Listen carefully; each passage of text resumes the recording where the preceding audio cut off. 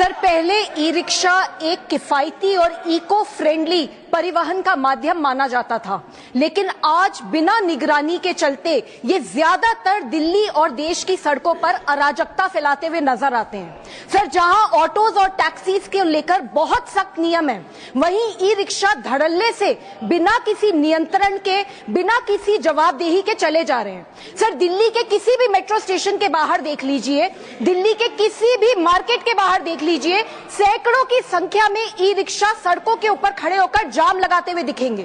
Sir, हम ये नहीं कह रहे कि सारे के सारे ई रिक्शा चालक गलत हैं, पर सच ये है कि बहुत ओवरलोडिंग होती है।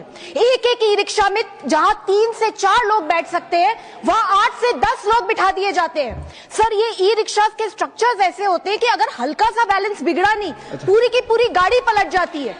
सर, ये भी देखने को आता है कि बहुत सारे ई रिक्शा ड्राइवर्स, उनके पास ना तो कोई लाइसेंस है, ना ही किसी प्रकार का कोई ट्रेनिंग, रॉन्ग साइड पे चलाते हैं, ओवर स्पीडिंग करते हैं, रेड लाइट तोड़ते हैं, ये सब आम होता जा रहा है। सर, राज्य सरकारों के पास कोई आंकड़े भी नहीं है।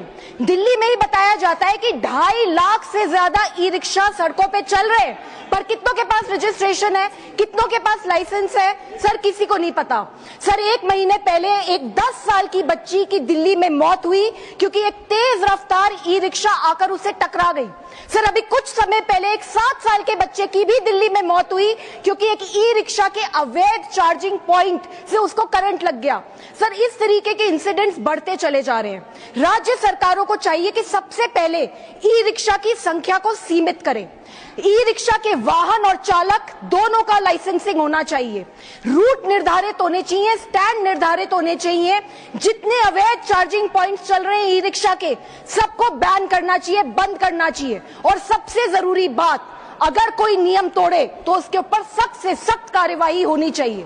सर, केंद्र सरकार को चाहिए कि राज्य सरकारों की इस इशू पे जवाबदेही तय हो। सर, हमें सुविधा चाहिए लेकिन सिस्टम के साथ, हमें रफ्तार भी चाहिए लेकिन जिम्मेदारी के साथ, और सबसे बड़ी बात सर, हमें प्रगति चाहिए लेकिन किसी की जिंदगी की कीमत पे नहीं। जय हिंद। धन्यवाद।